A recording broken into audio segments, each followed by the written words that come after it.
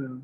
So today there is this is going to be another important session, and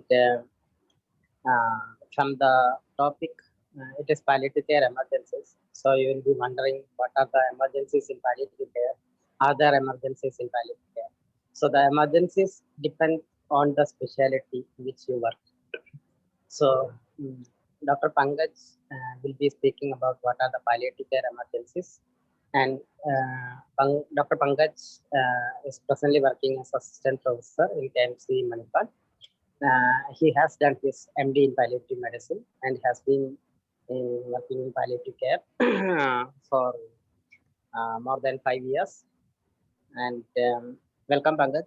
And it's over to you. Yeah, thank you, sir. Just can you excuse me for just a minute? Hello.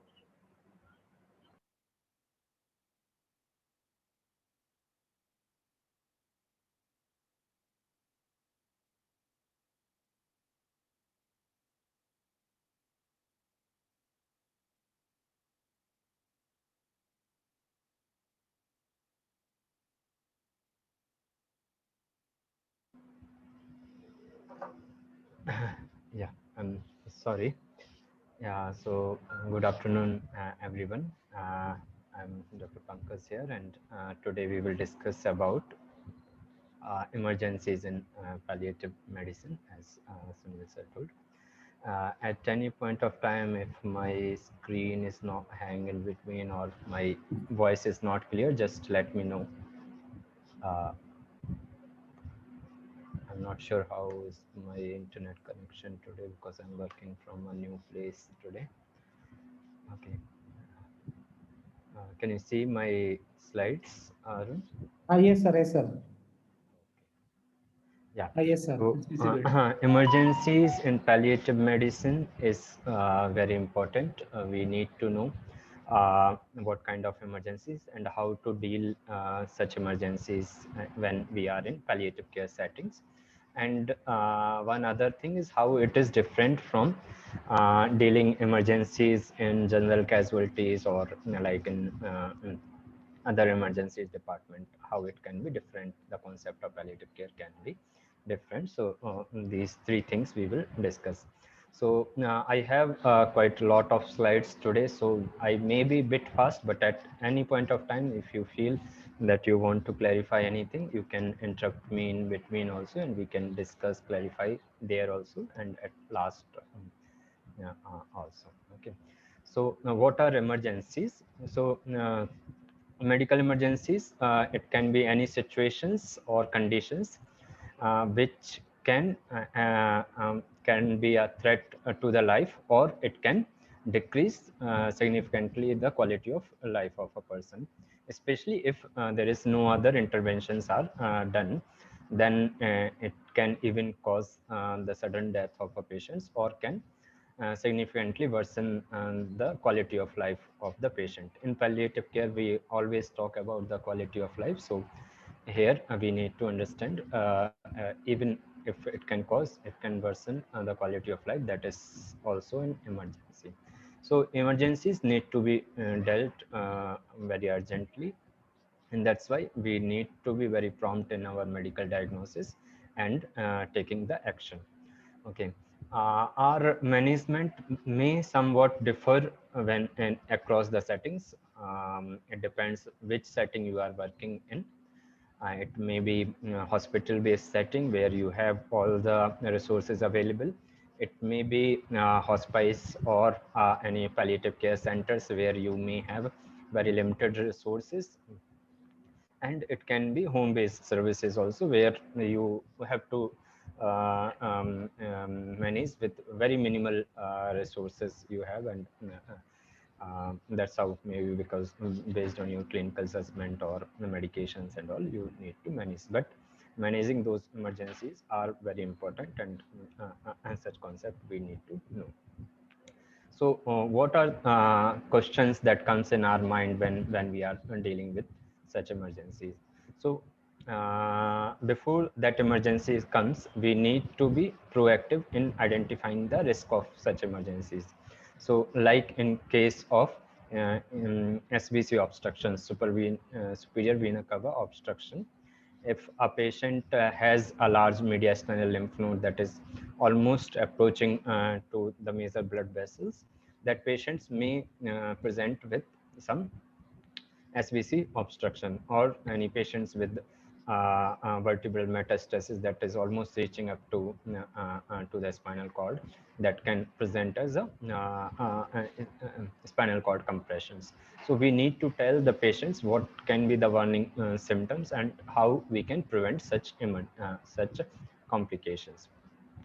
Then if patient comes, then what is the problem of the patient, whether it can be reversed with the treatment, whether patient can come to pre emergency conditions with that, or even if we are reversing the symptom, what will be the patient's overall condition after reversing the symptoms. So like a patient comes with airway obstruction. If putting a tracheostomy, what will be the effect of tracheostomy on the patient's overall condition? Then what's your medical judgment depends definitely on that patients, like doing any interventions that may be very, very costly and can lead to very poor quality of life. Doing such interventions, do you want to do or not? Then what the patient and caregiver wants, their autonomy should be respected at the emergencies also, especially in palliative care, and good active treatment can maintain the patient's quality of life. Okay. So there are many emergencies that you can deal with. Uh,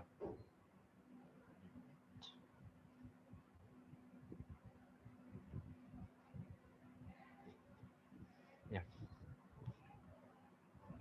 So it can be based on many systems. What system is involved? Like whether it's a CNS or it's a GI respiratory system, metabovascular systems, or metabolic uh, system. So one by one we will go on. So first we'll go for the neurological emergencies. So here I am presenting one case. She was a 46-year-old CA breast lady, and she underwent treatment, but again after the treatment she got a recurrence, and she had multiple site metastasis, and one of that included the bone metastasis. So she was doing quite well for many years, but after that she had persistent bone pain. She said that since last 2 days she is not able to walk. She developed urinary retention and increased back pain. Okay, so what comes first in such presentations to your mind? You can put it on the chat.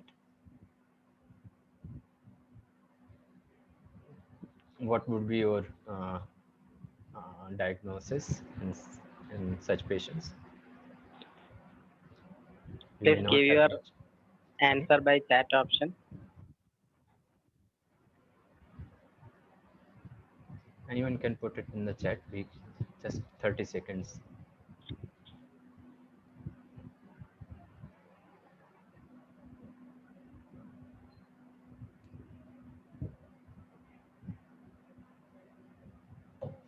Metastasis in spine by Dr. Parvesh. Okay. Yes.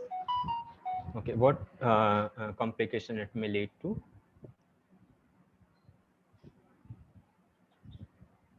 It's a very correct Cord answer. Yeah, compression. yeah. So metastasis in spine may lead to cord compression. It may be the most likely condition. There may be some other things also, but what comes first in our mind will be the cord compression. Okay. So here we will talk about the malignant spinal cord compression. Yeah. So if you go to the anatomy of the spine, there is a vertebral body, posterior, this is vertebral body. Then there are multiple layers of the spinal cord. Then in between there is a spinal cord in the canal. Okay, so most commonly, usually the bone metastasis, it may be lytic or sclerotic or blastic metastasis that compresses on the spinal cord, or sometimes it can compress on the nerve roots that are coming out of it. It can be any site of the body, so it may be from the body of the spine, or maybe transverse process, or from the spine, anywhere. Sometimes it can be, there may be some lesions within the canal, or there may be syringomyelia that is causing dilatation of the spinal cord. But most commonly it's a extrinsic compression, almost in more than 95% of the cases. Okay, so how does these patients present? So most commonly this comes in thoracolumbar spines, because most of the mats goes into either lumbar spines, lumbar vertebrae, or in the thoracic vertebrae. Most common cancers in which we see it is CA breast, CA lung, and CA prostate, because these are the common cancer which goes to the bones commonly. Okay, so symptom, first and foremost, as our patient had, was the back pain. Back pain, it depends on which level of spine it is involved. This back pain usually progresses over the time, and this pain aggravates with the movement, or when patients lies supine. At that point, the pain may increase. As I said, it may be first symptoms to appear, and there may be some neuropathic pain associated. So mostly because it compresses on the nerve root, so radicular pain may be seen in these patients. When you examine, there may be some localized spine tenderness, may be there. So that usually gives us more idea of spine metastasis, especially if you are at home care or in the palliative care center. You may not have MRI, bone scan, PET scan to know for the spinal tenderness, but because our patients, they are for bed bound for a long time, uh, other back pain may be just muscular pain. So whenever you press that point, there may pain sometimes with the massage may decrease also if it is just a muscle pain. But if it is a spinal tenderness, whenever you press hard on that spine, patients will complain of more tenderness. Okay.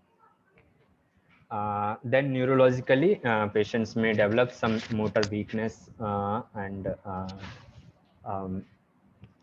or maybe some sensory weakness, some radicular pain. Sometimes if it is involved the lower lumbosacral vertebra, then bowel and bladder involvement may be there. And if it is at the level of the thoracic vertebrae, patients may complain of band-like sensation at that particular level. Okay, so these were the common symptoms. Then sign that you can elicit, it may depends whether it's a UMN or LMN lesion.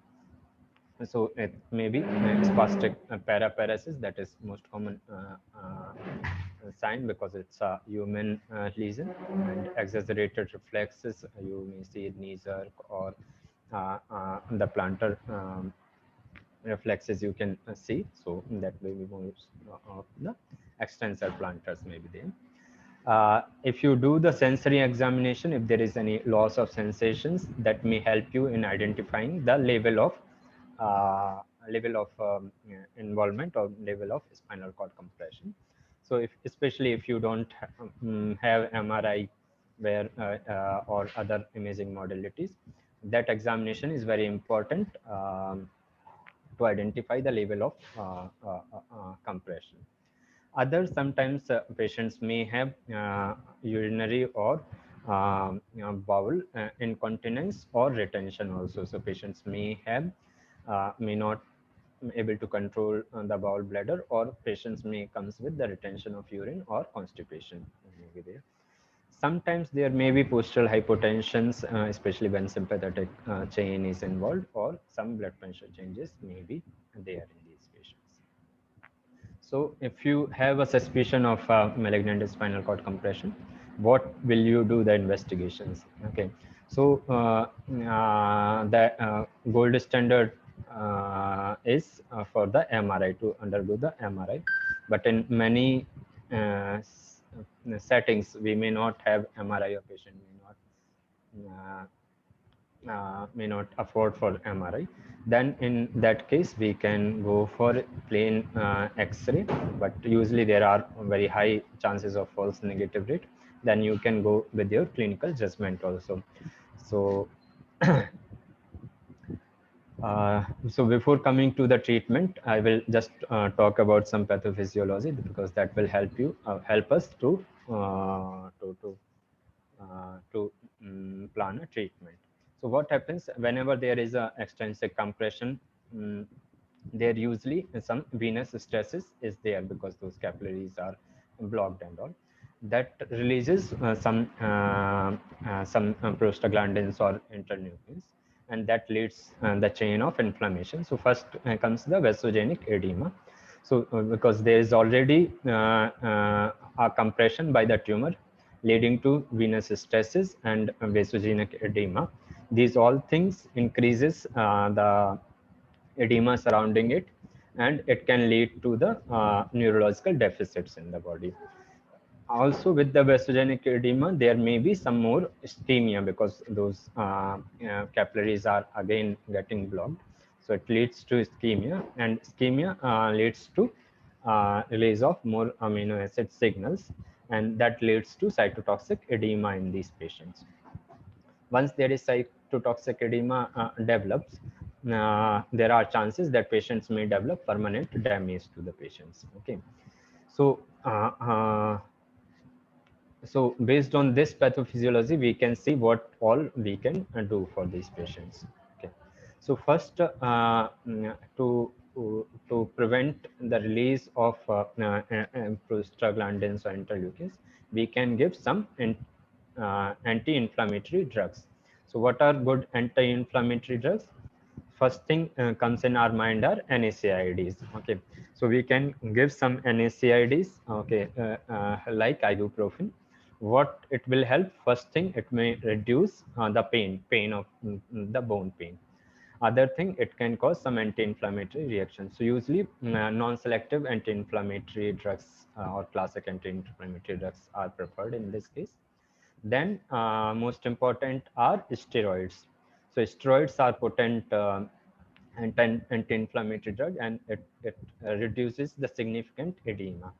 Okay, uh, and then we will see whether what treatment we can give, whether it's a single level obstruction, or whether there are any lytic metastasis that we can correct with some surgical decompression. So with the surgery, we can relieve the obstruction at that level, and patients may develop the a recovery back to the normal level. But in case a patient is not able to undergo the surgical decompression, then radiation is the treatment of choice for spinal cord compression. Usually within 72 hours of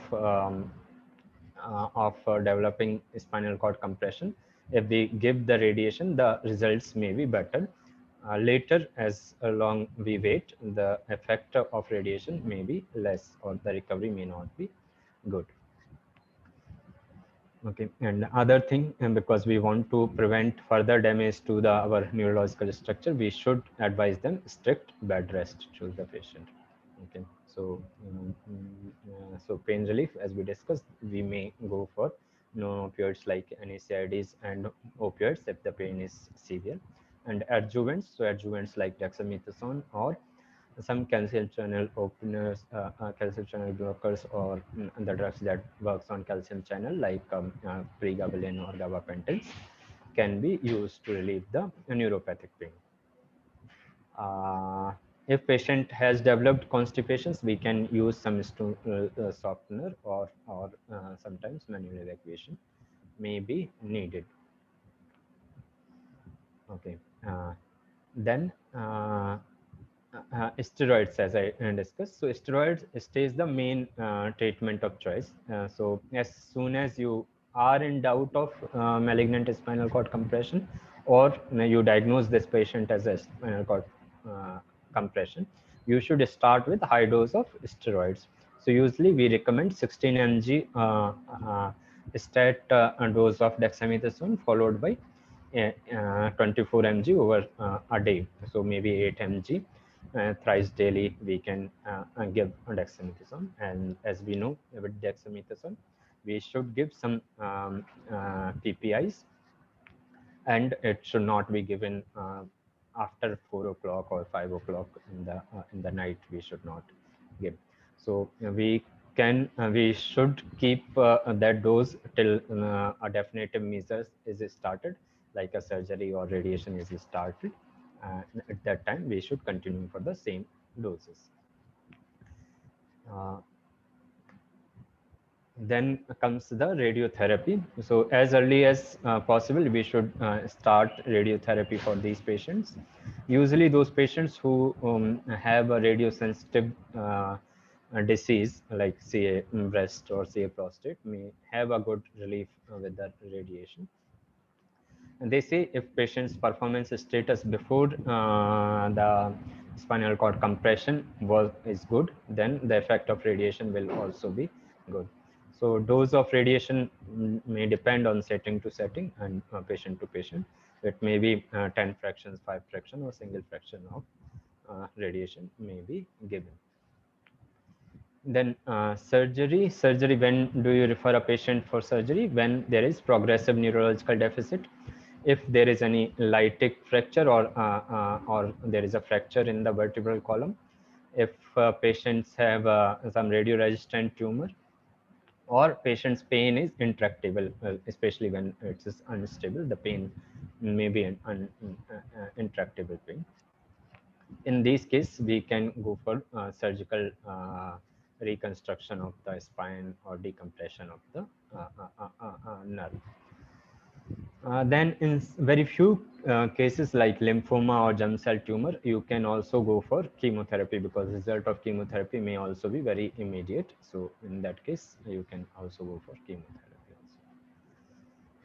Then comes the prognosis. So prognosis is usually depend what was the pre-treatment ambulatory status of the patients. If patient's performance status was good before the treatment, and the recovery may also be good, provided that we started treatment at the earlier stage. Okay, and what the disease biology, that may also be important. So that was about the spinal cord compression. So I feel spinal cord compression is the one emergency that we all should know, and we should identify early, because the result may be, if we leave it for even for 1 day, the patient's chances of recovery may significantly be delayed, and patient may be paraplegic for whole life if we don't treat it early. Okay. So then second neurological condition may be raised intracranial tension. Again, this is very common presentation, especially in cancer centers. So these may be because of brain pathologies, brain tumors itself, or brain metastasis, or sometimes maybe because of neoplastic meningitis. So what are common symptoms are like early morning headache. Sometimes patients may come with altered sensorium, mostly drowsiness, or vomiting. So vomiting may be more like not associated with nausea, that we call it as projectile vomiting may be there. Sometimes there may be seizures, or some neurological deficits also will be there. In these patients, this onset is quite acute. It will develop over 2 to 3 days. It usually increases because again those edema develops around the tumor or metastasis, and sometimes it may have a fluctuating course, especially about the headache, or about the sensorium may be fluctuating. Okay, so what are the common disease that goes into the brain? So most commonly lungs or brain tumor goes into the brain. Sometimes GI tumors also may get metastasized to the brain. Okay, So if you feel a triad of symptoms, one is headache, vomiting, and altered sensorium, you may think of a raised ICT. So how will you diagnose this patient? So again, MRI would be the investigation of choice. Sometimes if MRI is not available or patient is not cooperating for MRI, then you may also go for CCT also, contrast enhanced CT scan of the brain. And usually these imaging pickups the raised ICT. So the treatment will again will be high dose of steroids. So dexamethasone, usually 12 to 24 mg can be started. So usually most of the patients, they responds with dexamethasone, but if there is no response within 3 to 4 days, we should taper the steroids in these patients. Then comes the mannitol. So mannitol, it's a osmotic diuretic. It reduces the pressure inside the brain, and it also helps in as a to reduce the intracranial tension. After 3 days of mannitol, we can change to glycerol also, or if a patient doesn't have IV access, we can consider for glycerol in that cases. So oral glycerol can be given 30 ml TID. It also uh, uh, uh, acts by osmotic diuretic action also. Then for analgesic, we should remember that all opioids may increase the risk of seizures. It may increase the intracranial tension, and the side effects, especially the drowsiness because of the opioids, the chances of drowsiness are more in such cases. So we can prefer either paracetamol or some other NSAIDs like naproxen can be used in such patients for raised ICT. Then treatment of choice will be again radiation. So whole brain radiation can be given in these cases of raised ICP. Then for seizure control, we can give phenytoin, that is a drug of choice, may be helpful. But for prophylaxis, there are not much evidence that prophylactic anti-epileptic works. Okay. So usually phenytoin, otherwise we can also go for Levera also. Okay. Then third neurological emergencies is status epilepticus. So when do we call it as status epilepticus? If it is more than it is continuous for more than 5 minutes, or more than one seizure or two seizures without the complete recovery of consciousness. Okay, so that is called as status epilepticus. It again, it's quite common in palliative medicine. We see a lot of patients with status epilepticus, and it is important again to identify those patients who are at risk of seizures. Okay, because seeing a patient in seizures, it's very traumatic for the patient, caregiver also. So these patients, we need to identify those patients and counsel according to the caregivers. So who are such patients? So those patients who have brain metastasis or some infection of the the meninges or encephalitis, those patients are at the risk. Stroke patients, dementia patients, these may be at the risk. Or those who have very varying electrolyte imbalances. So maybe hyponatremia, hyperkalemia, those patients may also be at the risk of epilepsy. So, and other very common is hypoglycemia because of anti-diabetic medications. So, because many times diabetes patients, they are on OHA, and their diet decreases. They don't take much food, and they are continue on those same hypoglycemics, and that may lead to hypoglycemia, and patient may present as seizures. Okay, so what will be the treatment? So first we need to secure ABC, that is airway, breathing and circulation, and we can put oxygen if it is because of hypoxemia. Then immediate treatment may be, especially in hospice or at home care, maybe we can give some subcutaneous or nasal midazolam. So midazolam comes as IV also, and there are nasal spray also. So on those patients who had seizures or at the risk of seizures, you can prescribe a midazolam spray and tell them to spray it till the time patient's seizures reduce. Okay. Then if patient is in hospital or have IV access, you can give IV midazolam also. If it is because of hypoglycemia, 50% dextrose immediately should be given. If it is because of alcohol withdrawal, then thiamine can be given. Uh, uh, then loading dose of phenytoin, that is 15 mg per kg body weight, should be given over 15 to 30 minutes to control the status epilepticus or to prevent the again risk of seizures. And even if that is not controlling the seizures, then palliative sedation with phenobarbital or deep sedation can be attempted. Okay, so that was about the status epilepticus. Then we will come to next system, that is electrolytes. Before that, have any questions?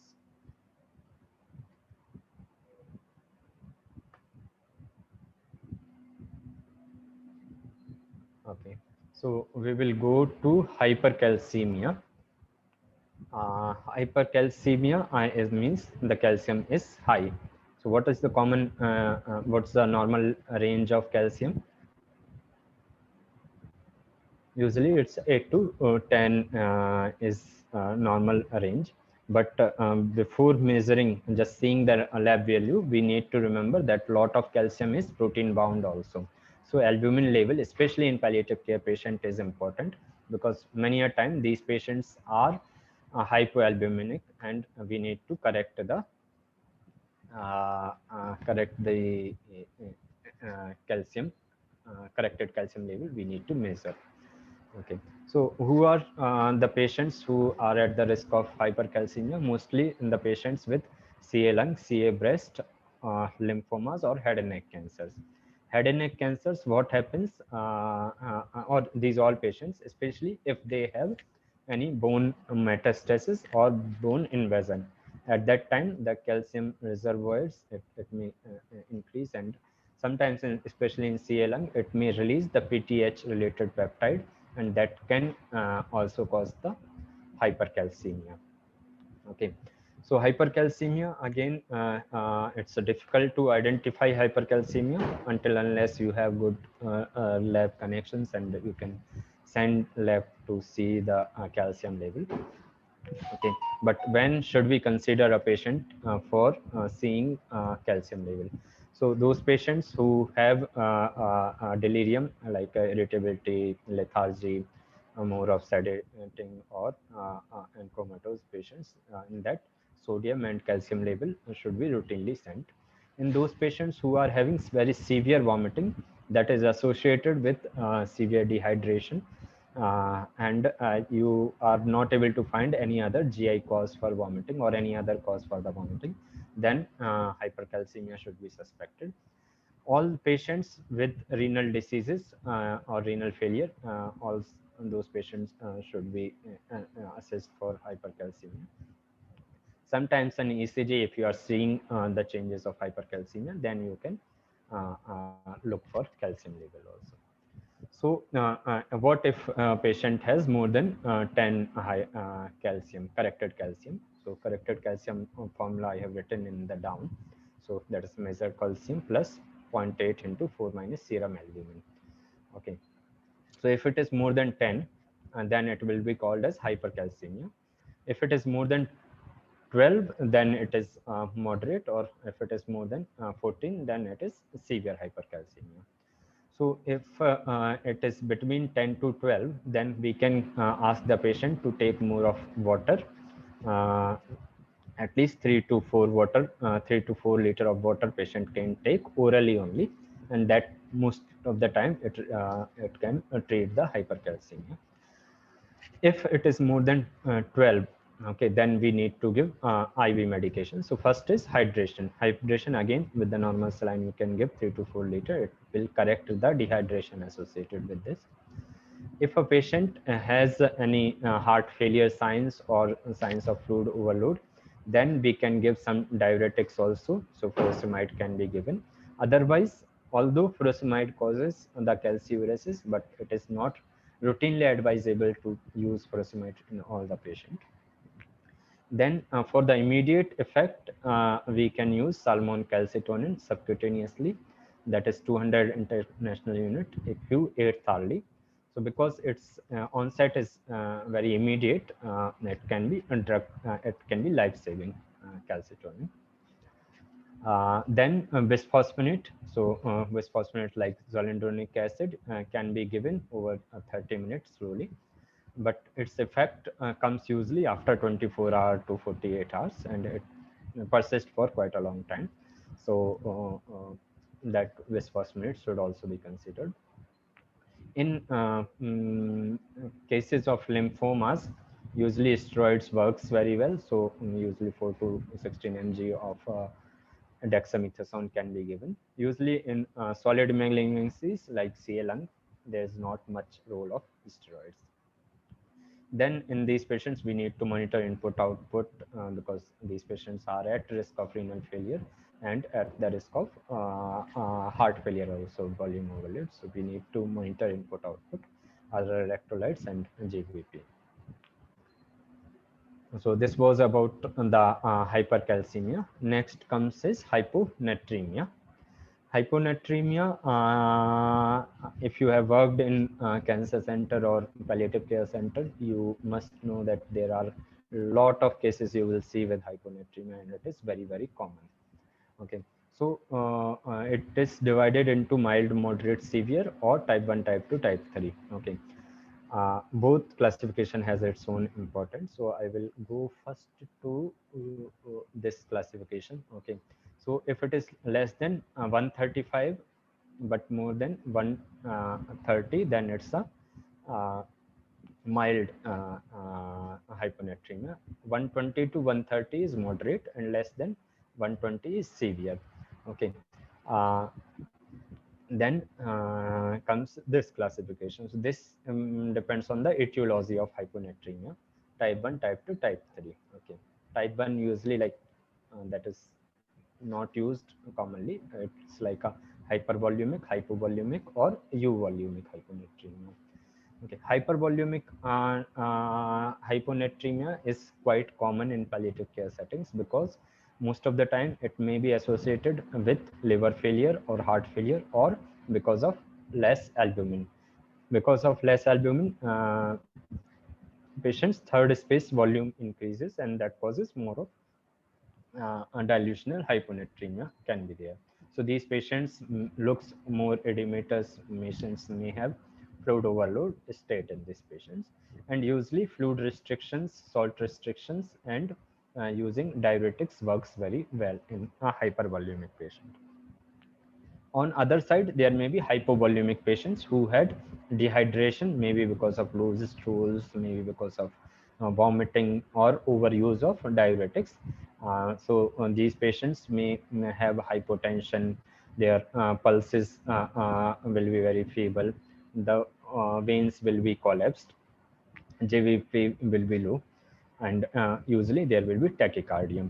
So in these patients, giving good hydration with normal saline may improve the hypovolemic hyponatremia. Okay, so these two are more of acute causes of hyponatremia and easily reversible. Third type is euvolumic. That means the water level is normal in these patients. I forgot to tell you, the hyponatremia is basically it's an error of water. If patients the water is more then it may be because of that hyponatremia can be there. So SIADH is the most common cause of euvolumic hyponatremia. So we will understand more about SIADH in these patients. Okay. So When does it occur, SIADH? It may be because of paraneoplastic effect of the malignancies, or sometimes because of infection, or because of malignancies itself it can be caused. Sometimes because of some of the drugs also, this hyponatremia, SIADH, can be there, especially with TCAs, antipsychotics, medications, sometimes with pregabalin and all. These can be there, but quite rare. Okay. The symptoms, maybe, so these symptoms of hyponatremia are quite vague. So patient may complain of increased fatigue, sometimes with the delirium, sometimes with seizure also patient may present. Is someone trying to say something? No, Pankaj, I think you can go on. Okay, yeah. Okay, so how do we treat these patient? uh, for treating the patients, the common concept is, first we should restrict the water. So water restriction may be around 1.5 liter. We can give 3% NS if patient is symptomatic. Symptomatic means any of these symptoms are there. Patient has seizure, delirium, or severe fatigue, lethargy is there. Then we can give 3% NS. So previously there was approach like we used to calculate how much of the sodium deficit is there, and according to the body weight we used to measure what should be the overall 24-hour correction rate should be measured, and accordingly 3% NS used to be given. But nowadays most of the textbooks and most of the nephrological associations, they recommend for the faster correction, but of a limited correction, but more of the faster. So what they say, that you correct the sodium by 4 milliequivalent as early as possible. So maybe in 1 hour or 30 minutes or 2 hours you can correct 4 milliequivalent.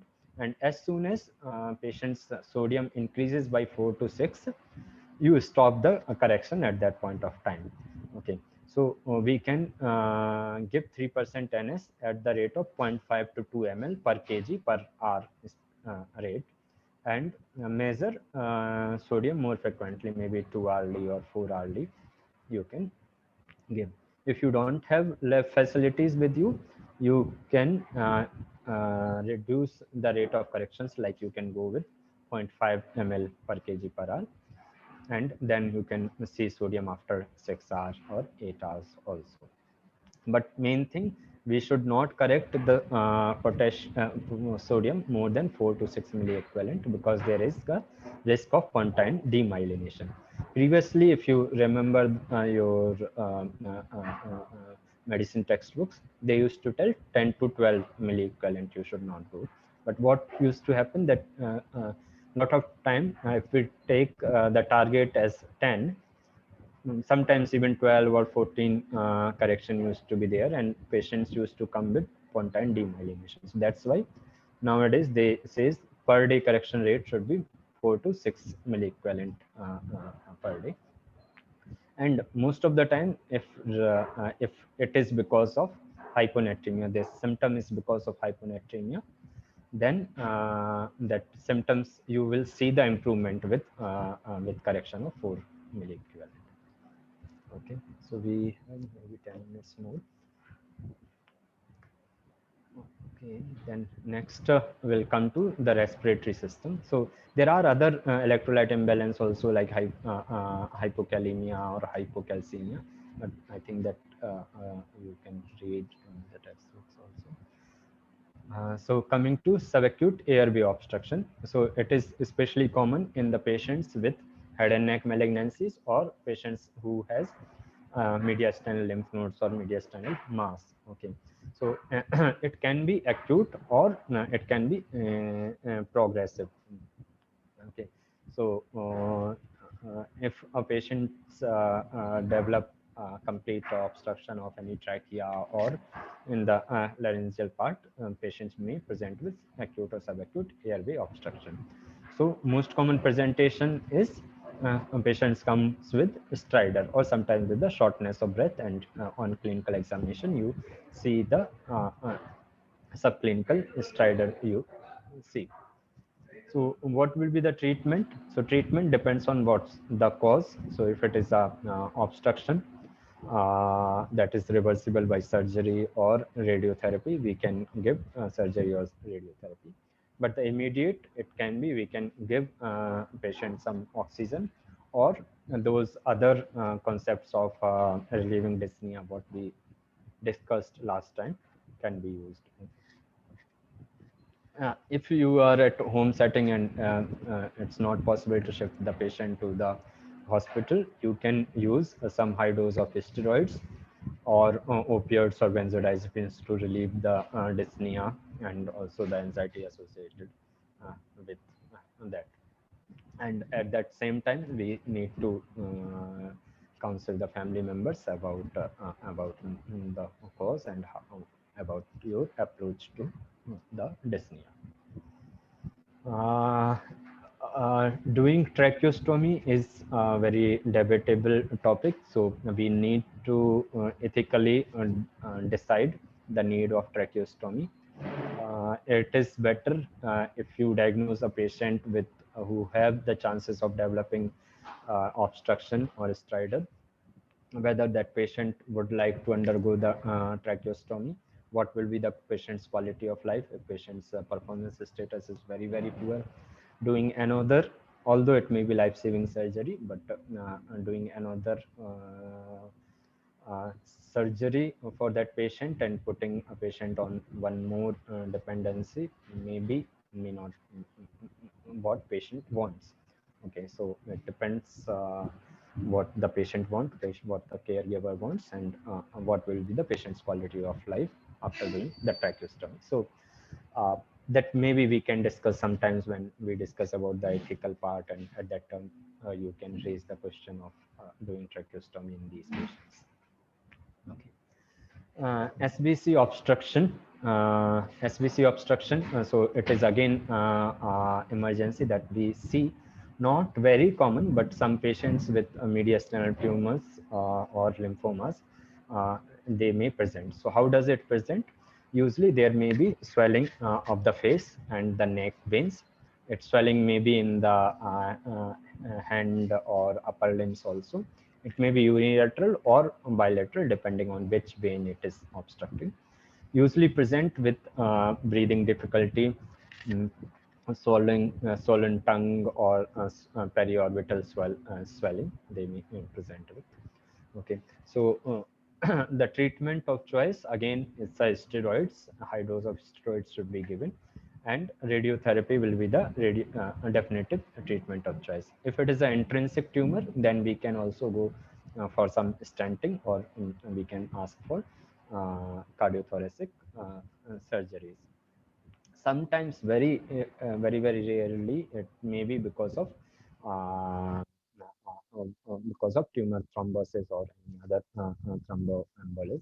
At that time, you can go for anticoagulants also, but it's usually not very common. Uh, then hemorrhage. Hemorrhage is very common, but I don't think I have time for that. Okay, we'll discuss some important concept for hemorrhage. Okay, so it depends on what is the cause of hemorrhage. Sometimes it may be because of the treatment. Uh, so sometimes because of chemotherapy, their patient may develop mucositis, oral mucositis or GI mucositis, proctitis because of radiotherapy. And these patients develops such kind of bleeding also.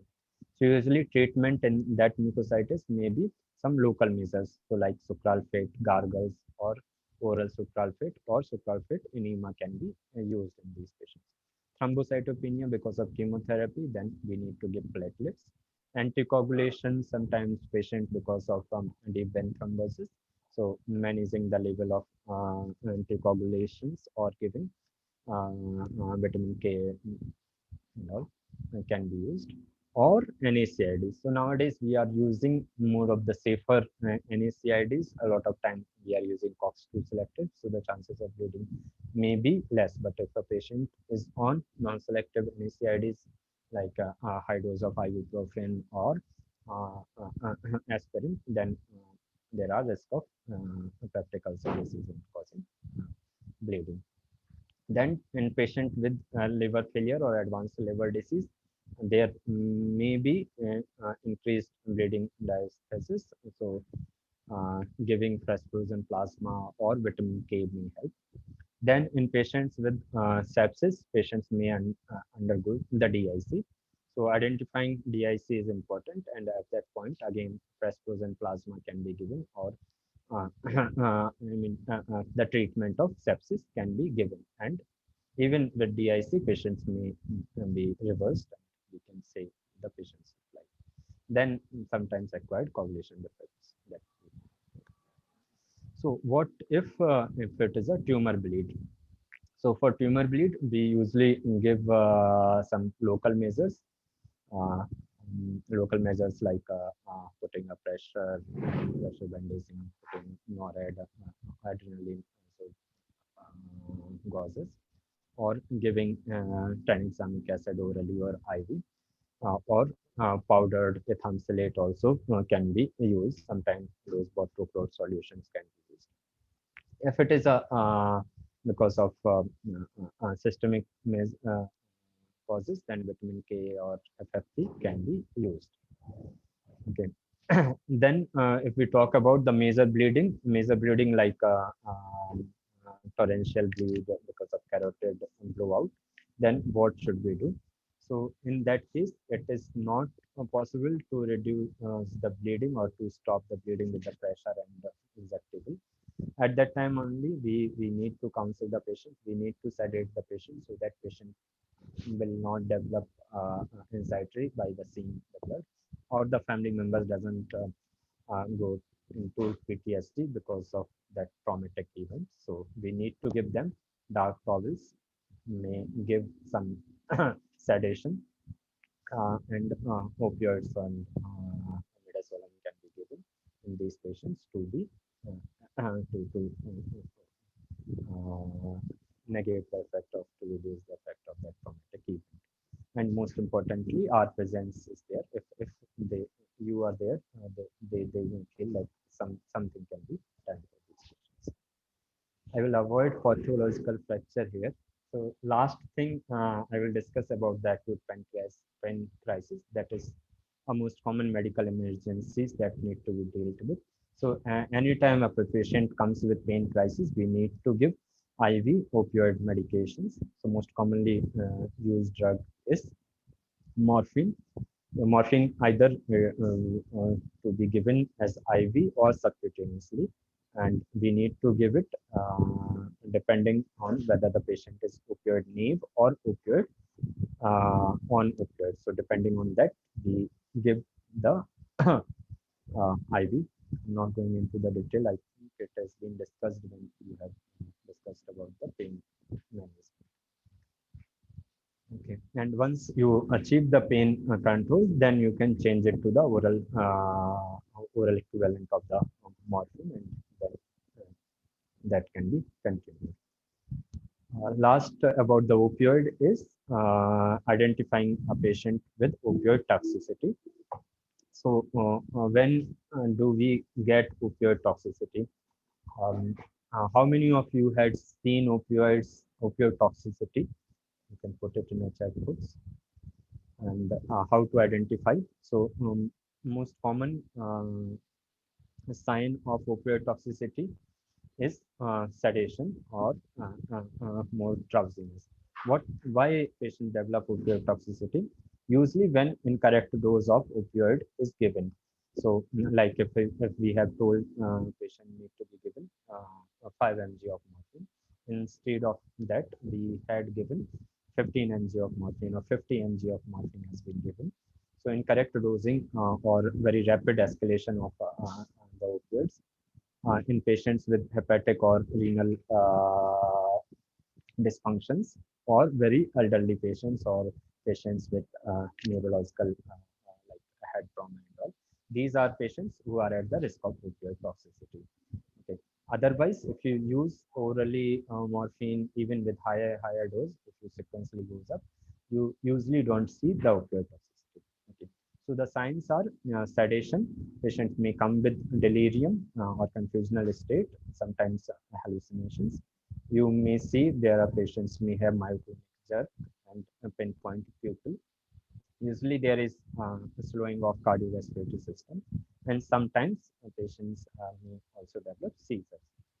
So the treatment will be reversal of opioids. So if it is like early signs of opioid toxicity, you may give good hydration and you can wait for drug to be excreted.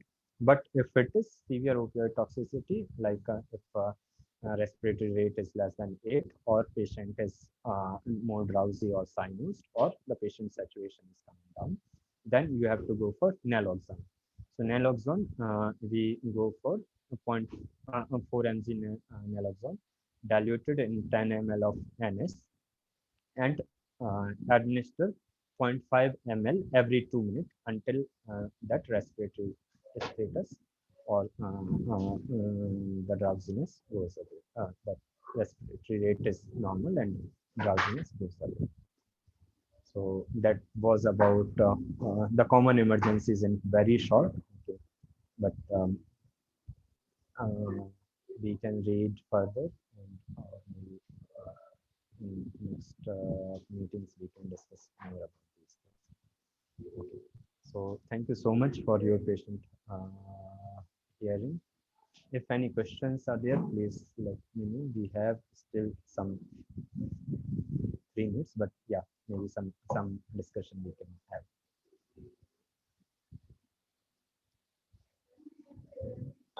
There are some questions here. How much midazolam spray? Yeah, yeah. Midazolam spray, as I said, like there is no correct dose, like definitive dose of midazolam. What usually we tell them to spray till the patient's seizures are controlled.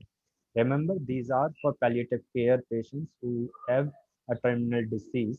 It's not for general, like general medicine, this thing. So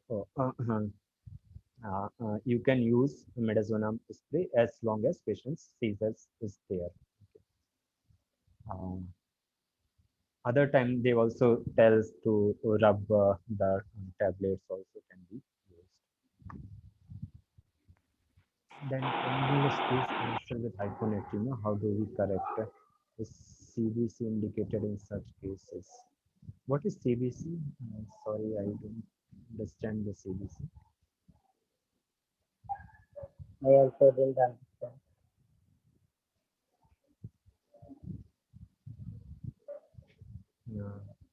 Dr. Gopal, can you please tell me what is CBC?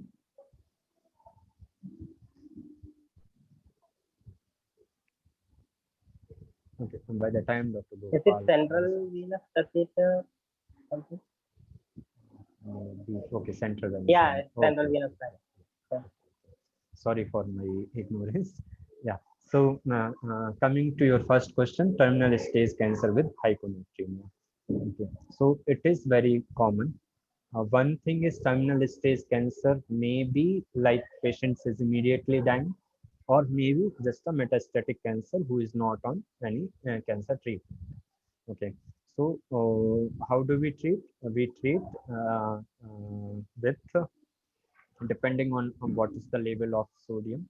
If it is less than 120 and symptomatic, we go ahead for with NS, especially if it is SIADH, euvolemic. So 3% NS we get. If it's a euvolemic or hypovolemic, then diuretics or salt restrictions can be used.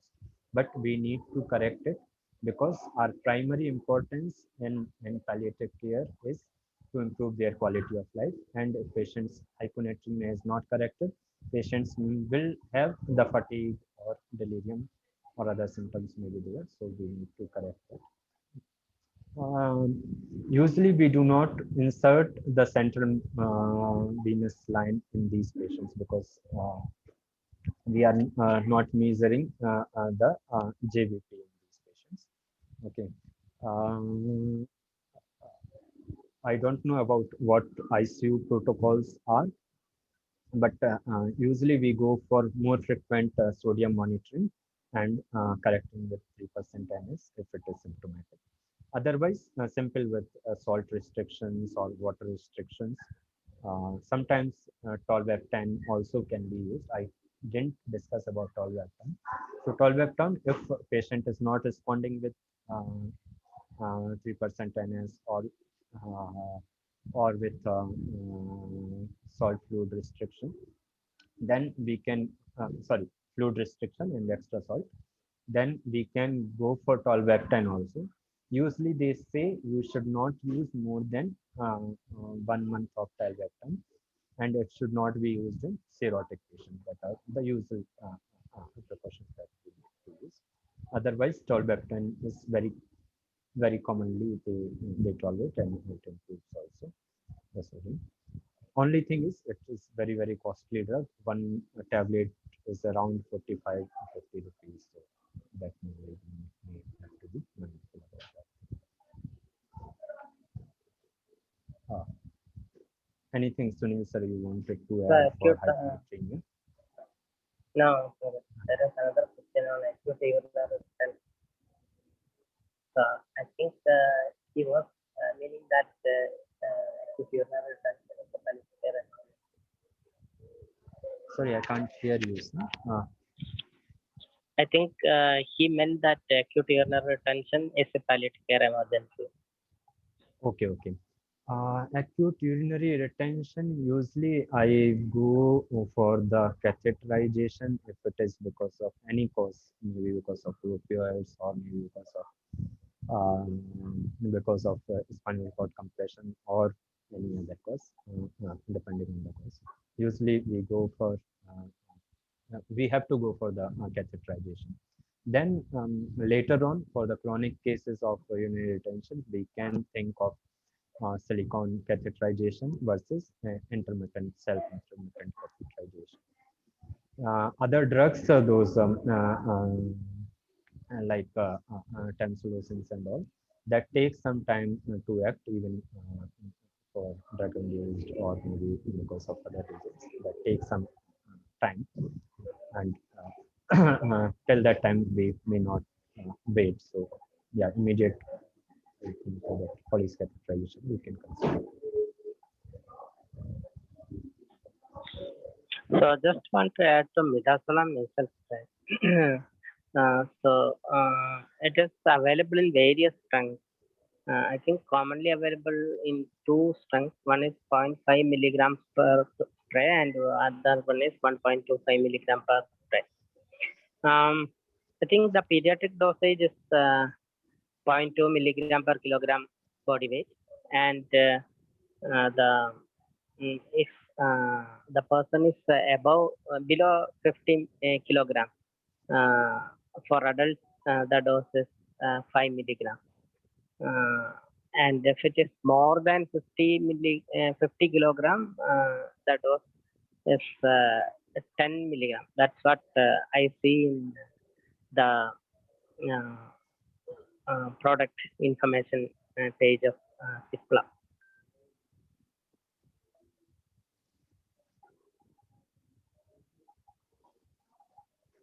But it's a good thing that midazolam is available as nasal spray, because many patients, when they have seizure, it will be difficult for the family to administer something, uh, including sublingual.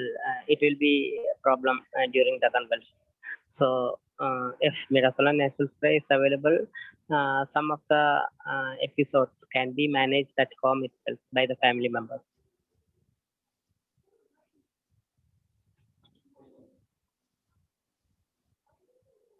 One question is the spinal cord compression is an emergency in palliative care? I think, yeah, it's an emergency that needs very prompt treatment, and very commonly seen in all palliative care settings, home settings, hospital setting, or palliative care settings, or even in OP-based, like hospital-based palliative care centers also. Very commonly we see this emergency. Yeah, it's an emergency because it needs prompt treatment, immediate treatment is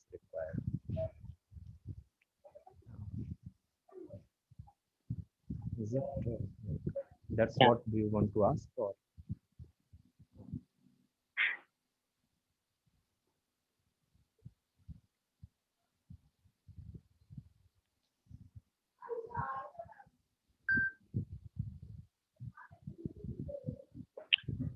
Yeah, many patients whom we see, or some of the patients whom we see, can have spinal cord compression, and it has to be detected by us only, because many patients will not come and tell you that I have weakness of both lower limbs.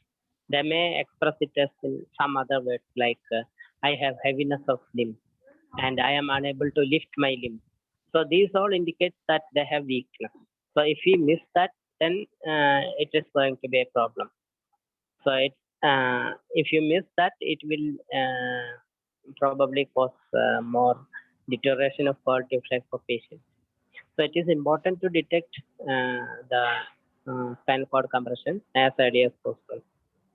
And the most common symptom is back pain, which will be there maybe weeks or months before the actual weakness happens.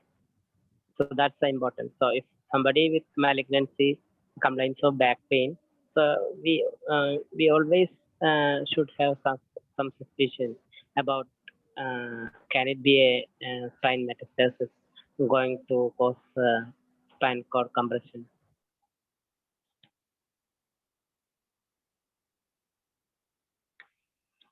So I think, Pankaj, I think we will move on to patient story. Um, Today it will be presented by Dr. Dheeraj.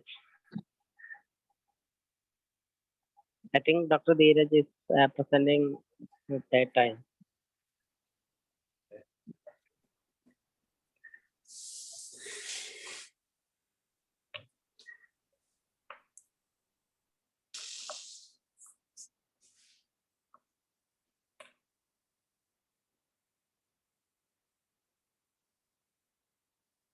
Hello, good afternoon, everyone. Am I audible? Yes, Dr. Dheeraj. Thank you, sir. I will be taking up the case presentation. Yes, exactly. It is my third time. Can I have the next slide, please? This is an 80-year-old male. He was diagnosed to be having metastatic carcinoma lung. He was on chemoradiotherapy, and he had got some lesions in the spine. And he's a known case of essential hypertension. He had BPH and was operated for TURP was done in year 2015. Next slide, please. In the presenting complaint, he presented with the low back pain along with radiculopathy. First, we thought it was something like sciatica, but pain aggravated by movement, coughing, and straining. There was some numbness also. The astonishing part was he had difficulty controlling bladder, passing very little urine. He had constipation and was difficulty controlling bowels. At that time, we understood that it was something like cauda equina. In history of illness, patient has been unwell since 2015 when he had BPH and was operated. Later, he started complaining of chronic cough with the hemopsis. Then he went to a private practitioner, got himself evaluated at Rajiv Gandhi, New Delhi. And since 2016, he had been diagnosed to be having CA lung with metastasis. He underwent chemoradiotherapy, 7 cycles, and he has been bedridden for last 6 months and feel that his back pain is because of being on the bed all these times. He was from Delhi and he came to meet his son at Chandigarh, and then he started developing that acute pain and he came to us. Next, please. When he came into our OPD, he had a waggling gait. He had flaccid paralysis. All the reflexes were absent. Planters were going. He had dermatomal sensory changes. He had bladder was distended and anal tone was lax. There was pallor was present. There was no icterus. Hydration looked okay. All other systems were okay, and pain was score was 5/10. Next, please. Significant investigation, we let him investigate for his pallor. His HP was 9.5. We did a MRI, we did a PET scan. There were hypermetabolic soft tissue nodule deposited in common iliac region, lumbosacral spine, and pelvic cavity. There were residual hypermetabolic, residual pulmonary, lymphatic, and hepatic metastasis. We also did a bone scan which showed lytic lesions in his vertebral column. Next, please. Now, depending on the goals of treatment, it was palliation primarily. We wanted to maintain his mobility. We wanted to decrease tumor bulk, and we wanted to relieve his pain. We treated as an emergency because with cauda equina, we know it was at the level below L1. There was immobilization of the spine was done. We consulted the oncology team if they want to radiotherapy, give him radiotherapy, give him some radiation and get away his pain. And we were concerned about the mobility of the patient. Next, please. We started with high dose steroids, dexamethasone 10 mg IV stat and 4 mg 6 hourly was started. We consulted the radiotherapist and they gave him 20 to 30 grams of radiotherapy over 2 weeks. Strong analgesics, NSAIDs, opioids were started on. His neurological condition remained same, so we considered him for surgery. We took a neurosurgical consult also because of his instability in the spine and having his constipation and bladder involvement. Physiotherapy and rehabilitation was also taken into consideration. Next, please. Summary, ambulation, when we treated him well, we diagnosed him on time, we radiated him, we took some neurosurgical call at time, and ambulation was preserved by 80%. Patient may die sooner as consequence of complication due to their disability rather than disease progression. Rapid assessment, referral, investigation, and treatment are key to prevention of irreversible neurological damage. Next, please. The discussion point, is the patient still walking? Is the patient suffering from severe back pain and how to differentiate it with the sciatica? Does the patient already have established cord compression? Does the patient have a short prognosis? What does we need to consider what does the patient eventually want? That's it. Thank you.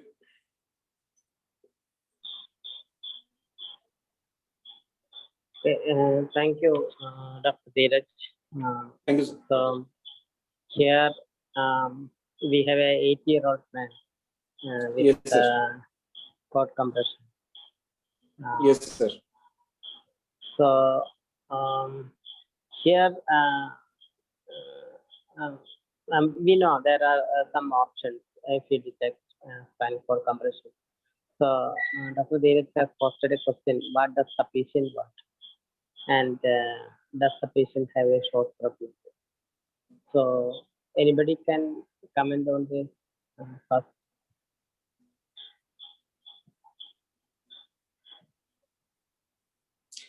Sir, primarily the CA was of lung. And lung, as we know, lung, breast, prostate generally goes into our vertebral column as secondaries. So we could find that he had got some deposit, he had got some lytic changes previously also. So we were worried we had a strong suspicion that something has happened to his cord because we could find the reflexes were absent, the planters were downgoing, and that is different from what sciatica generally has. And he had the bowel and bladder involvement. He had signs and symptoms of cauda equina. So that gave us a clue that he has severe cord compression only. Okay. So have you had a talk with the patient about what he wants regarding the treatment? Sir, now there were two concerns, sir. The family wanted him dying, but with a mobility. The family doesn't accept it. He will be paralyzed on bed and he will be dying. Family accepted that, knew that after 5-6 years, he is into terminal cancer, he is going to die. But family doesn't accept it, a dying paralytic patient. They wanted everything to be done for his mobility. They were concerned about his mobility, about his bowel bladder issues. So the family wanted us to do whatever we could. And same Hmm. concern was for the patient. Patient doesn't want it to be dependent on his family for his mobility, for his daily activities, for his bowel and bladder issues. Mhm. So, what we have to understand is when this patient came to meet Dr. Dheeraj and team, he has an advanced spinal cord compression because he had both incontinence of bowel and urinary retention. So that indicates autonomic nervous system is also involved, which is the late Yes, sign of spinal cord compression. So, if you look at the literature, as the prognosis in terms of ambulation should be uh, not very good, yes, or sir. you can say its prognosis is bad. So, Pankaj,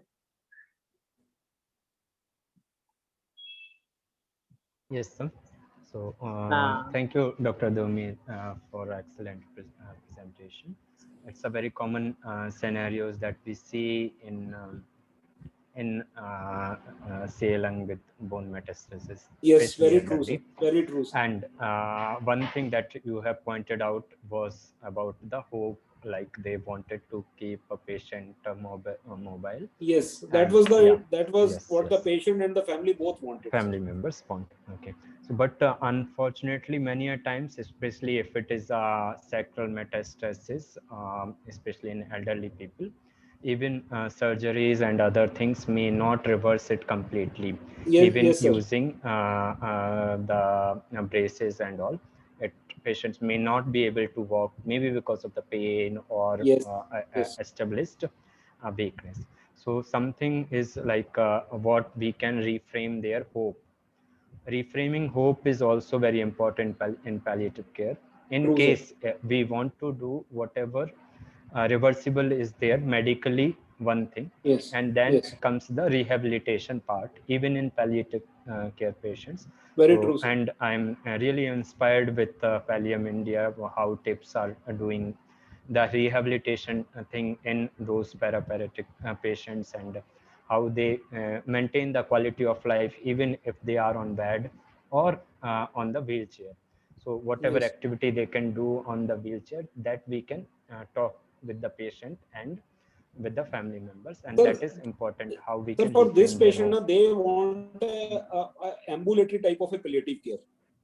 They never wanted a hospice or in the hospital type of palliative care. And they were from a very educated family. The son came to me, doctor साहब कुछ कर लीजिए, kyphoplasty कर सकते हैं क्या इसमें? तो मैंने, because Google is now a doctor, sir, and they have read somewhere for multiple myeloma, people are doing kyphoplasty, vertebroplasty.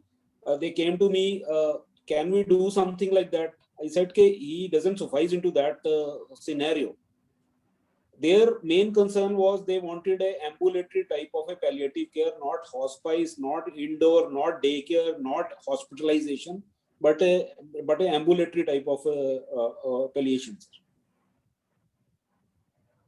So yeah, another very common scenarios that we see.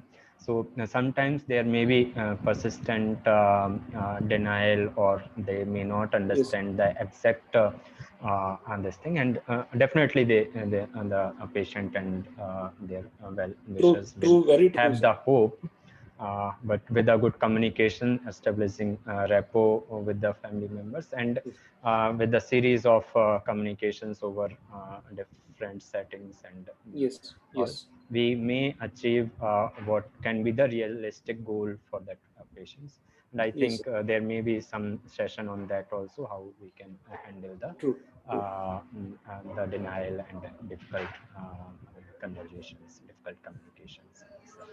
So, but yeah, looking at this spinal cord compression part, if patient's ambulation may not be possible, then what all rehabilitation, even if patient is not wants to be in the hospital or in the palliative care centers, at home, what things can be done, and how the PMR department or physiotherapists can be involved in such case is important, apart from the treatment what we can offer. If anyone else wants to add anything, I will be glad to hear.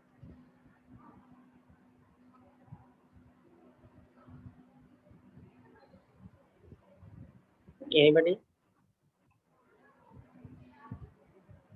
Sir, how do we address the pain aspect of the patient? Okay. Okay. Hmm, yeah. Yeah, Pankaj. Anyone wants to add for the pain? I think pain lectures are over. So how can we manage bone pain or neuropathic pain?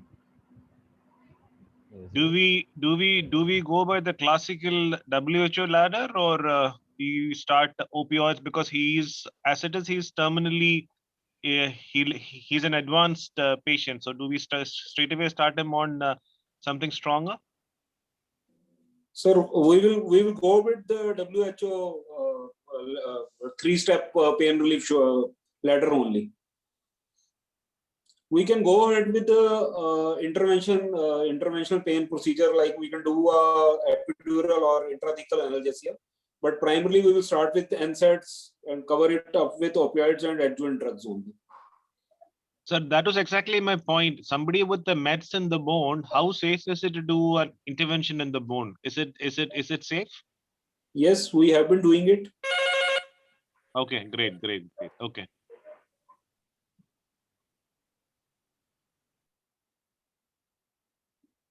Pankaj, how do you manage your school?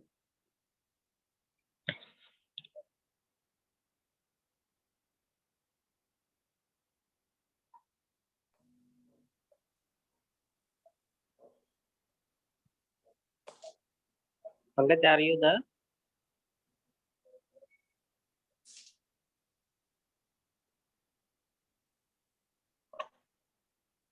Hello. Yeah, Dr. Dheeraj. Sir, regarding that, if he has metastasis, can we safely do these procedure? Yes, we can. There is an indication recommendation from IASP. We can do even kyphoplasty, vertebroplasty in patient with metastatic multiple myeloma patients with no evidence of cord compression. It has been recommended by IASP, sir. If there is spinal instability, we have to correct this instability by doing all those vertebroplasty, kyphoplasty, and give spina some sort of stability. Okay. So I think if we have Dr. Dheeraj or Dr. Gopal, we would also be able to do all these procedures. But Dr. Dheeraj is only one. So many centers will not be able to do the intervention pain procedures. So in such cases, as Dr. Dheeraj told, we have to go with the WHO analgesic ladder, and if the patient has severe pain, you have to manage with definitely with step-free opioids. And one of the things which we should not miss is dexamethasone, which will reduce the cord compression, the peritumor edema, and thereby pathogenic edema also. So steroid is one of the main or main factors or main medication for the treatment of spinal cord compression. And we may not be able to, or if you give steroid, that will help to preserve the function of the patient. And it may not work. So still we refer to oncologists to see whether radiation is possible. The steroid has to continue, and once the radiotherapy is over, the steroids will be tapering, and then after some time it will be stopped. Sir, one thing I want to bring to the notice that sometime I have seen that radiation causes some more edema. That is what is called radiation-induced edema. Then we need to uphold the steroids. We need to increase the dose. Primarily, we start with high dose of steroids. Then we start tapering off to maintain the mobility of the spine. Then we send the patient for a radiotherapy. Once we do a radiotherapy, then there is always radiation-induced edema then we again have to escalate the steroids to decrease that edema. That always has to be taken into consideration. Yeah, that's true. Radiation can produce inflammatory reaction, which can again cause edema. So steroids should be there to cover up that period. Yes, sir. Yeah. Do you have the follow-up of this patient? What's the status of this patient now? Yes, sir. We gave him radiation. We have sent him for a neurosurgical consultation because after radiation also he still had that bowel and bladder incompetencies. He went to a neurosurgeon. The neurosurgeon advised him that he can do a surgery, but it will be a high-risk surgery. He was not sure whether he can give him relief from the bowel and bladder symptoms. He even took the consent that he may have quadriplegia, total quadriplegia. So the family at that time said that they are not willing to go for any more surgery. They wanted a status quo type of a system. They came back to us to our pain clinic. They wanted palliation only. We started him on NSAIDs. We started him on opioids. He got better with opioids. His pain decreased. Slowly, the cord edema decreased without any much of intervention. After 4-6 weeks, we started him on physiotherapy. That was a very tricky time when to start the physiotherapy. So once the spine was a little stable, we started him on occupational physiotherapy along with rehabilitation. And since 1.5 months after the diagnosis, he never came back to our OPD. On inquiring, we called his family. They said he has been bedridden. They are using fentanyl patches on and off. He was requiring around 12 patches in a month. And he has gone very cachexic, not eating much. He has nausea, vomiting, constipation. We sent our palliation team to his place also. They put a Ryle's tube. They started him on, they told the family about feeds also.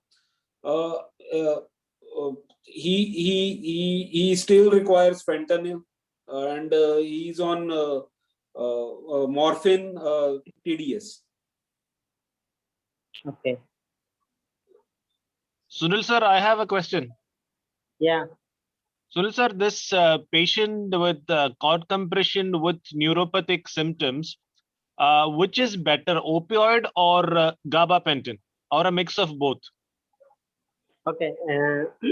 So maybe you have to add both, because if you start the gabapentin alone, and even you have to consider that WHO has come up with the pain management guideline. It says gabapentin they are not recommending because the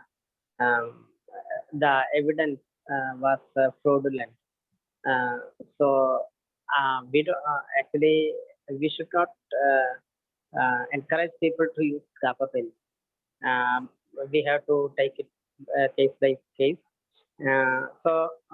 Even gabapentin, you have to start slowly, and then the recommended dose for neuropathic pain is 1,600 milligram to 3.6 gram per day. So you can understand when a patient is started on high dose gabapentin, the patient will be sleeping all the time. So you have to start maybe 100 milligram BD or 300 milligram OD, and then gradually titrate up. So till that time, the patient will be having pain. So in order to reduce that waiting period, you can start with opioids because neuropathic pain is partially sensitive to opioids. So strong opioids will help along with maybe amitriptyline or sodium valproate, etc. Can be used. Okay, thank you, sir. Thank you. Sir, on all these pains, there is always a neuropathy component, and that has to be covered. Yeah. Correct. I don't, Dr. Pankaj, did we lose him? Hi, sir.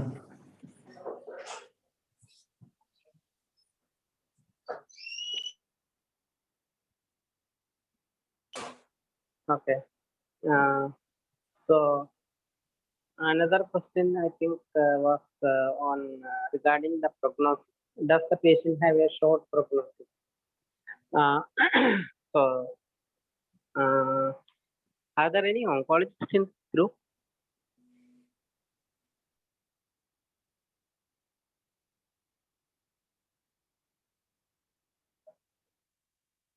No. Okay. So I just went and read some articles on prognosis of patients with carcinoma of lung. So it says stage 4A. So this patient has a metastatic carcinoma, which has spread to distant sites also. So stage 4A is which has spread only within the chest, but this has distant spread. So this is stage 4B. So what they say is the chance of survival, the chance of 5-year survival is less than 1%. And if it is stage 4A, the chance is less than 5 or 10%. So the survival rate is told in terms of probability.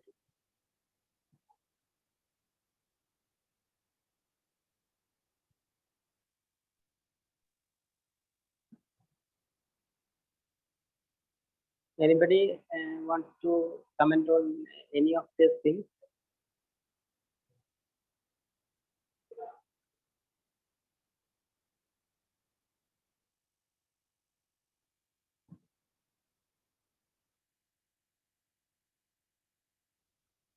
And Dr. Veeraj, do you have any more comments? Nothing, sir. Nothing. Okay. So I should thank you for sending the patient story, which is a very suitable patient story for this Okay. session. And you have been very generous for this batch because we have been taking this for the third time. So thank you, Dr. Dheeraj, and thank you, Pankaj, for enlightening us with the importance of emergencies in palliative care, and that was a detailed session. Thank you. Thank you all for attending the session. And it's over to Arun. Okay, thank you so much, sir. Thank you, sir. And I request everyone to please do the feedback now.